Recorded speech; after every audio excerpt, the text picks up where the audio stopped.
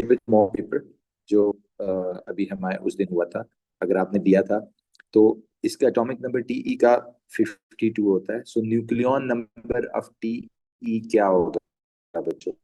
Nucleon number होता है जब आप प्रोटॉन और न्यूट्रॉन दोनों को ऐड कर देते हैं। किसी के पास कैलकुलेटर है? जरा चेक करें, प्रोटॉन प्लस न्यूट्रॉन कितने बनेंगे? 52 प्लस 130, दैट गोज व्हाट? कितना होगा? Proton plus neutron, neutron is sorry, one is the nucleon plus proton. So what is this number? 130. Okay. And number of neutrons is 130 minus 52. So 130 minus 52 is equal to 78. और number of electrons, क्योंकि कोई charge नहीं है तो जो proton होंगे वही number of neutrons होंगे, that is 52. Identify the sub shell in an atom of T that contains the electron with the lowest energy. Lowest energy सबका एक ही होता है और वो होता है 1s. Construct an equation to represent the first ionisation energy of T. First ionisation energy of T है कि T in the gas state है, आपने इसमें से एक इलेक्ट्रॉन रिमूव किया है, तो ये बन जाएगा T positive gas plus 1 electron. The radius of Te ions decreases after each successive ionization energy. State two factors that are responsible for the increase in the first 6 ionization energies of Te. देखो बच्चे, ये Te का nucleus है, let's say ये first shell है, ये second shell है, ये थर्ड शेल है, ये फोर्थ शेल है. आप कहते हैं जी जो जो इलेक्ट्रॉन निकलते जाते हैं उसे कहते हैं successive ionisation energy. Let's say इसके वैलेंस शेल में 6 इलेक्ट्रॉन्स है, 1 2 3 4 5 6, because it's in group 6, right? I believe कि इट्स इन ग्रुप 6. सो इसके वैलेंस शेल में 1 2 3 4 5 6 इलेक्ट्रॉन है. वो कहता है every time when the successive ionisation energy यानी वन आफ्टर अनदर, तो क्या हो रहा है? आप कह रहे हैं जब ये इलेक्ट्रॉन चला जाएगा तो क्या प्रोटॉन्स इलेक्ट्रॉन से ज्यादा हो जाएंगे? यस. तो हम कहते हैं कि एक तो हो जाएगा increase in nuclear charge. Okay, increase in nuclear charge होगा, यानी मोर प्रोटॉन्स देन इलेक्ट्रॉन्स. जो सक्सेसिव की बात हो रही है कि जब ये जाता रहेगा, 52 प्रोटॉन्स थे, 52 इलेक्ट्रॉन्स थे, जब ये चला गया तो पीछे कितने रह गए? एक कम हो गया. Okay, increase in nuclear charge, more protons than electrons, right? दूसरा, what about the other? Second thing, वो कहता है जी दूसरा ये होगा कि decrease in the nuclear radius, क्योंकि जो जो इलेक्ट्रॉन जाता रहेगा बाकियों को यो खींच के पास लाता रहेगा, तो आप कहते हैं डिक्रीज इन द रेडियस भी होगा.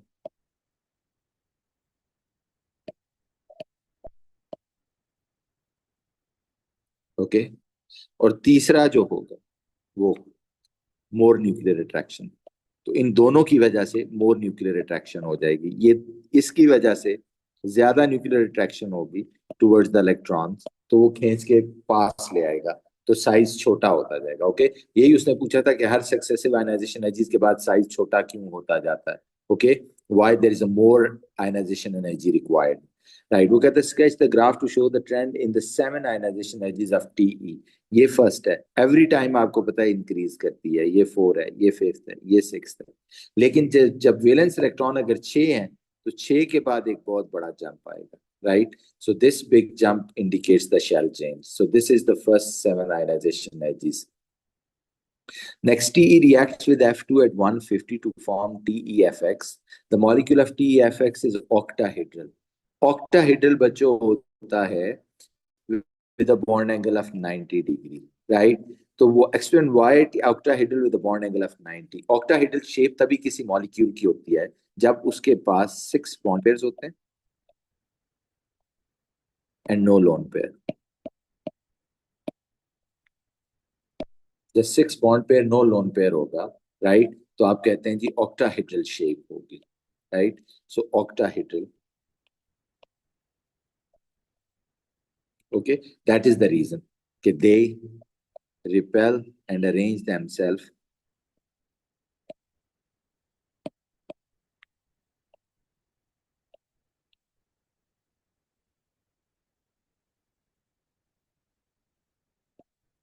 at octahedral position. कहते हैं TF reacts with water to form this one. The oxidation number of T does not change during the reaction. Construct the reaction of TFX with water. क्या TEFX का पानी के साथ आपने बताना है. What is the reaction of TEFX with water? Right? वो कह रहे जी इसकी जो वैल्यू है, इक्वेशन है, वो क्या होगी. Right? So we have to look at the equation for this. Right? अब जब आप इसकी इक्वेशन देखते हैं तो रिएक्शन जब देखते हैं, राइट, अब ये है TEF फॉर एग्जांपल 6 है, क्योंकि ऑक्टाहेड्रल हो तो ये 6 होता है. 6 की टर्म में भी लिख सकते हैं, x की टर्म में भी लिख सकते हैं. ठीक है, तो जब 6 है फॉर एग्जांपल प्लस H2O तो बनेगा क्या. आप कह रहे हैं जी the product will be TeOH with 6 plus HF, right. So इसके साथ आप 6 उसको अटैच कर देंगे like this, right, and here it is 6H2O. Okay, name the type of reaction that occurs when TeF6 reacts with it. पानी के साथ कोई भी रिएक्शन हो बच्चों, उसको हम क्या बुलाते हैं. This is called hydrolysis. So it's a hydrolysis. Okay, next question number 2. This question is from energetics बच्चों. कह रहे हैं कि न्यूट्रलाइजेशन होता है जब सोडियम हाइड्रोक्साइड और सल्फ्यूरिक एसिड आपस में रिएक्ट करते हैं. Define the standard enthalpy change of neutralisation. तो आप कहते हैं न्यूट्रलाइजेशन हमेशा एक्सो होती है, तो it is enthalpy released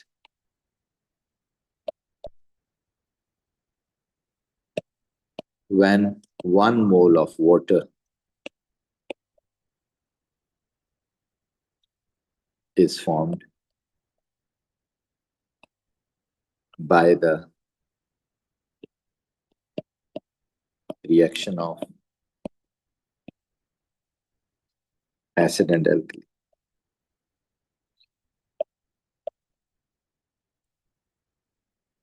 under the standard conditions. इसे कहते हैं न्यूट्रलाइजेशन. एसिड और एल्कली के रिएक्शन से 1 mole वाटर जब बनता है, आप उसे न्यूट्रलाइजेशन कहते हैं. An experiment is carried out to calculate delta H of neutralization for the reaction between sodium hydroxide and sulfuric acid. 100 cm cube of 1 mole per dm cube sodium hydroxide, 75 cm cube of 1 mole per dm cube sulfuric acid in a polystyrene cup and stirred. वो कहता है ये आपके पास sulphuric acid है बच्चों, आपने इसमें sodium hydroxide add कर दिया यहाँ. ओके, कह रहे जी कि एक पॉलीस्टाइरीन कप में, ठीक है, कह रहे और इससे थर्मामीटर यहाँ लगा हुआ था, इससे टेम्परेचर चेंज आपने नोट कर लिया, 20 से 27.8 हो गया. Use the equation 1 to calculate the moles of sulphuric acid that is neutralised by experiment. अब ये लग रहा है कि सल्फ्यूरिक एसिड के जो मोल्स हैं वो ज़ाहिर एक्सेस में होंगे. वो कह रहा है ये एक्सेस में है टोटल मोल्स, लेकिन वो जो न्यूट्रलाइज हुए हैं तो वो ज़ाहिर है वही होंगे जो सोडियम हाइड्रोक्साइड के साथ रिएक्ट किए हैं, और ऊपर से जो इनको रेफर भी कर रहा है वो. तो आप पहले सोडियम हाइड्रोक्साइड के मोल्स निकालें, यानी हम करते हैं equal to C into V over 1000. तो C है 100, V है 100, C इज 1 ओवर 1000. तो ये बन गया 0. हम इसके देख लेते हैं सोडियम हाइड्रोक्साइड और सल्फ्यूरिक एसिड की क्या रेशियो है. 2:1 है, तो अगर ये 0.1 है तो ये x हो जाएगा. Okay, so x is equal to 0.05. Okay, so amounts of sulphuric acid neutralised is 0.05. Clear है बच्चों. सो मैंने सोडियम हाइड्रोक्साइड के मोल्स निकाले और फिर उसको मल्टीप्लाई कर दिया रेशियो के थ्रू. कहते हैं calculate delta H of neutralization using the results in table and include the units in your answer. Specific heat capacity given है 4.18, 1 cm cube, mass 1 gram है, there is no rounding है, H2SO4 fully dissociate होता है, experiment takes place at a constant temperature. तो आप कहते हैं जी Q is equal to minus MC delta T. ये मेरे पास फार्मूला है, where M mass of solution होता है. दोनों aqueous solution है तो दोनों का वॉल्यूम ऐड कर देना है. एक का 100 है, एक का 75 है, तो टोटल हो गया 175, और पानी है तो 175 ग्राम में कन्वर्ट हो गया. सी उसने दिया हुआ है 4.18 है. डेल्टा टी जैसे देखें कितना है, डेल्टा टी इज 27.8 माइनस ये देखो 27.8 कितना, राइट। अब आप इसको मल्टीप्लाई करते हैं, सो 7.8 मल्टीप्लाइड बाय 4.18 मल्टीप्लाइड बाय 175, वो आ गया 5 माइनस 5.7। ये आंसर आता है जूल्स में। इसको किससे डिवाइड करते हैं? इसको डिवाइड करते हैं 1000, तो ये बन गया 5.7057 किलो जूल, ठीक है। और तो ये किया बच्चों मैंने, ये पहले जूल्स में आंसर आया, इसको 1000 से डिवाइड करके किलो जूल कर लिया, और फिर मोल्स ऑफ लिमिटिंग जो कि 0.10 मोल्स थे किसके, सोडियम हाइड्रोक्साइड के, उससे डिवाइड कर दिया क्योंकि वो लिमिटिंग था। तो ये मेरे पास डेल्टा एच आ गई इन किलो जूल पर मोल। Is it clear? Okay, next part. Complete the equation for the reaction that occurs when barium hydroxide added to the sulfuric acid. तो ये बन जाएगा बच्चों barium sulphate,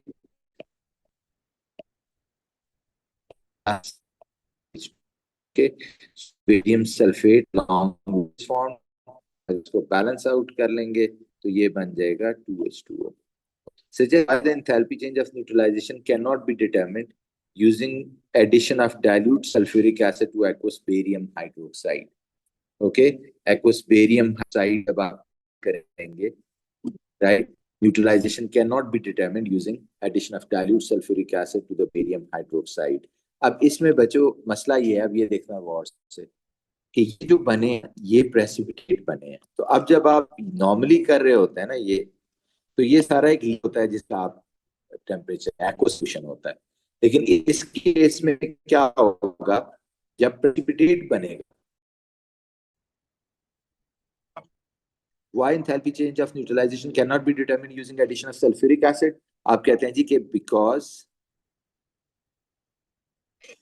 barium sulfate formed is insoluble and sum of energy must be involved in precipitation.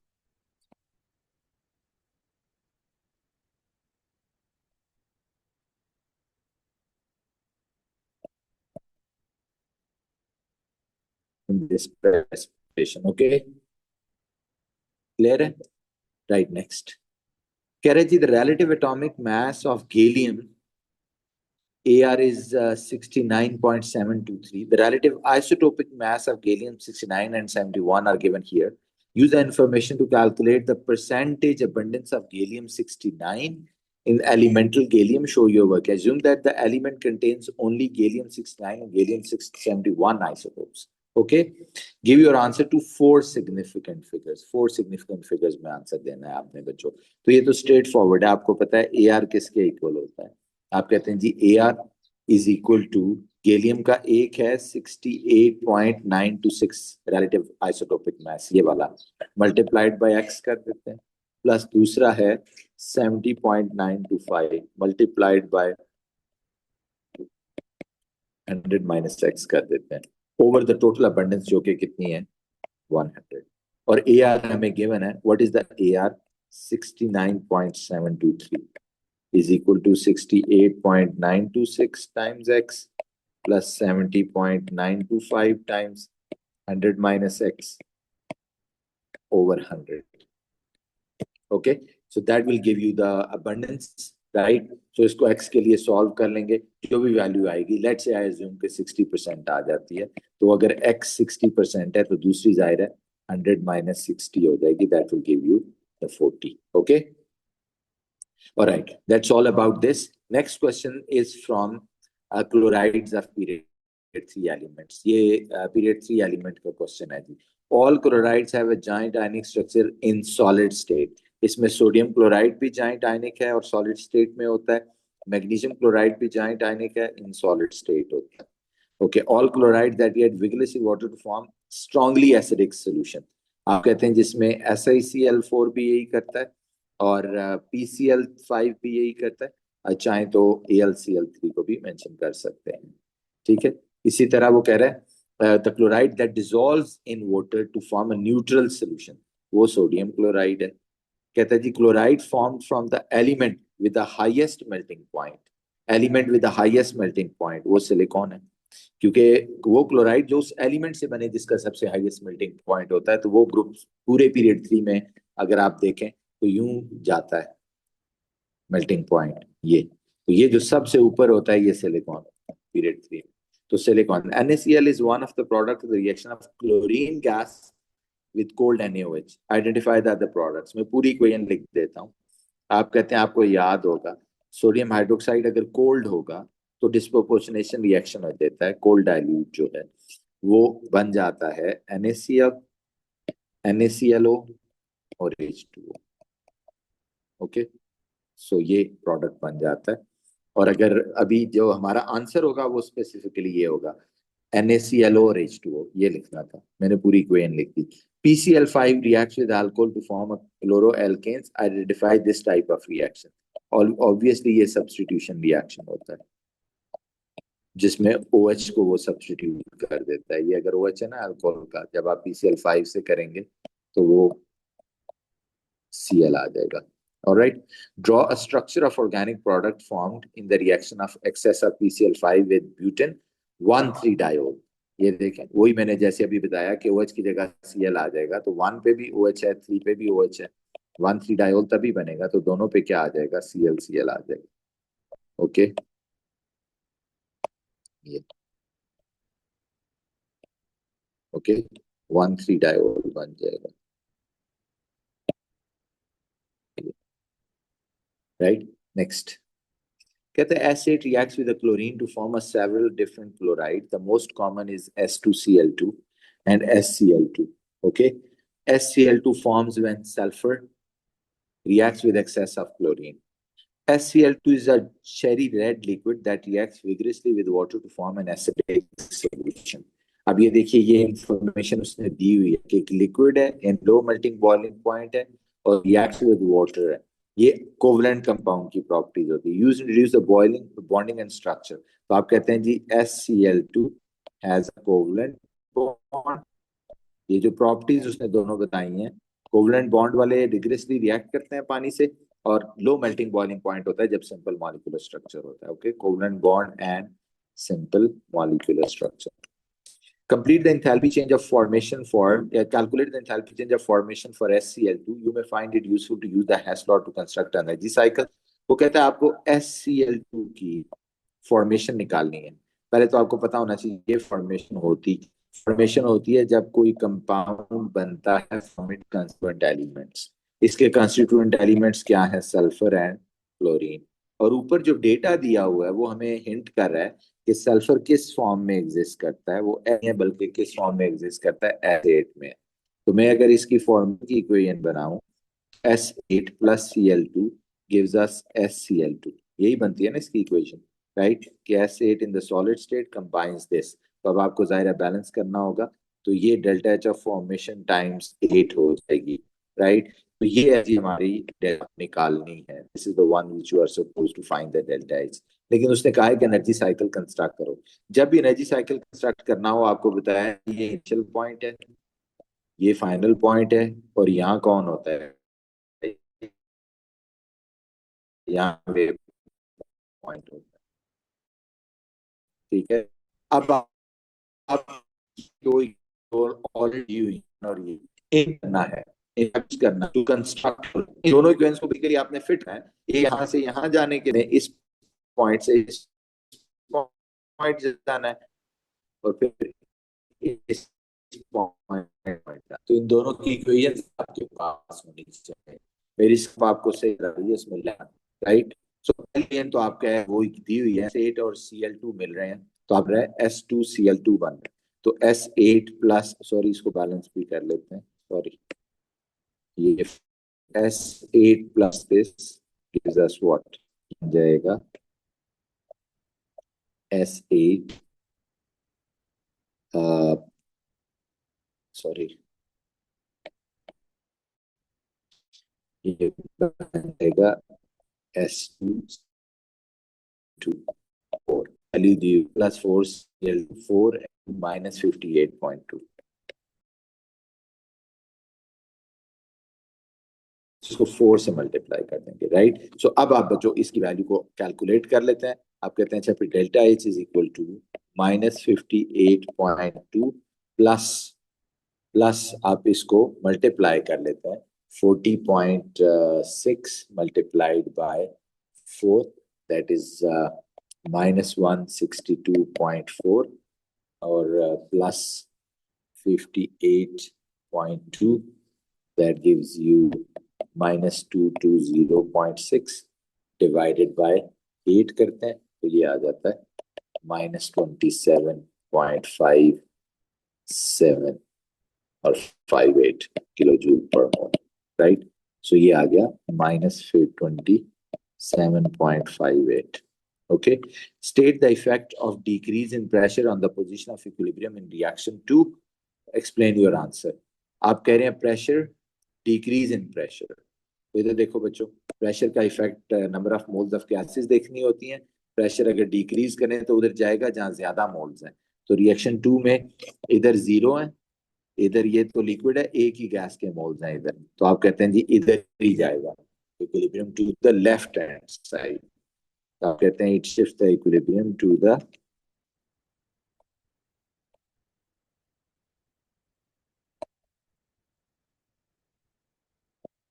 left hand side as more number of moles of gases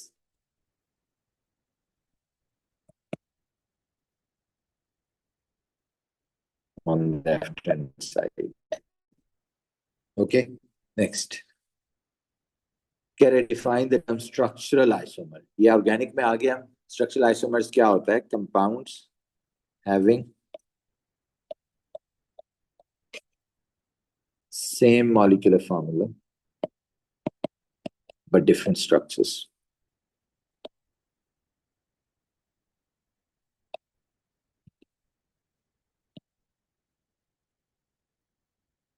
Next, suggest the angle in isomer. Explain your answer. Bond angle क्या होगा CLSS में? वो कह रहे हैं जी यहाँ bond angle आपको बताना है, ये वाला बॉन्ड एंगल। तो आप कहते हैं जी दो बॉन्ड पेयर हैं, उधर देखो, और दो लोन पेयर हैं। दो बॉन्ड दो लोन के साथ 104.5 होता है। एक्सप्लेनेशन क्या है? टू बॉन्ड पेयर्स हैं and two lone pairs,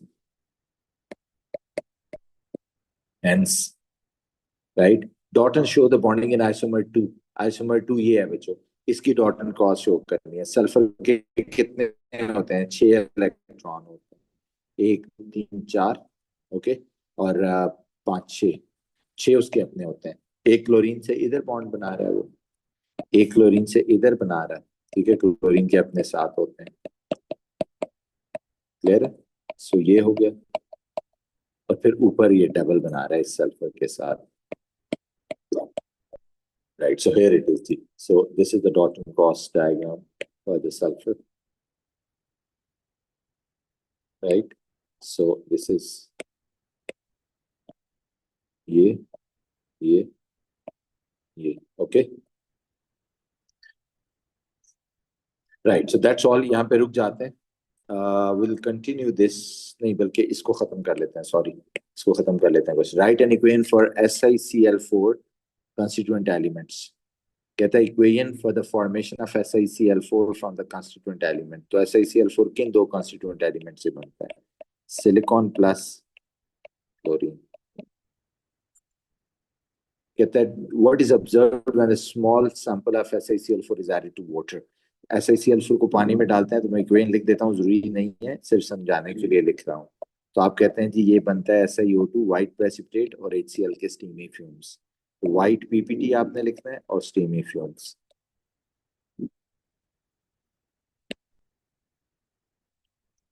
SiO2 is a white solid and melts above 1700, जो कि हाई होता है, बहुत very high. Colorless liquid, room temperature. Difference in the melting point as these two with reference to the bonding. Obviously, clear SiO2 covalent bond, macromolecular structure. Network of strong covalent bonds need a lot of energy.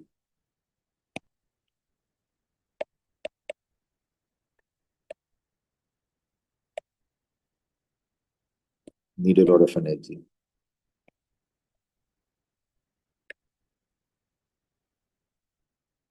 और दूसरा SiCl4 covalent bond,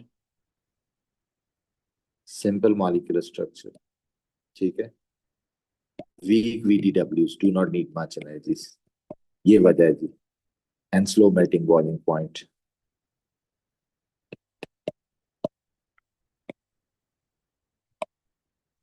कहते हैं the tin forms amphoteric oxide SnO2. The formula of the compound that forms SnO2 reacts with sulfuric acid in an acid-base reaction. Formula of the compound that forms when SnO2 में देखें oxygen -2 time 2 is -4, ये लग रहा है +4 होगा, तो +4 अगर होगा तो SnSO4 ट्वाइस बन जाएगा, ये फॉर्मूला होगा, राइट। सो यहाँ पे रुक जाते हैं, विल कंटिन्यू दिस। कोई सवाल है तो प्लीज पूछ लीजिए, कोई सवाल है तो पूछ लीजिए, यहाँ पे रुक रहे हैं, 4 क्वेश्चन रह गया, बाकी सारा हो गया हमारा ये वाला। Any question? सर ये सॉल्व भेज सकते हैं ग्रुप में? जी भेजिए।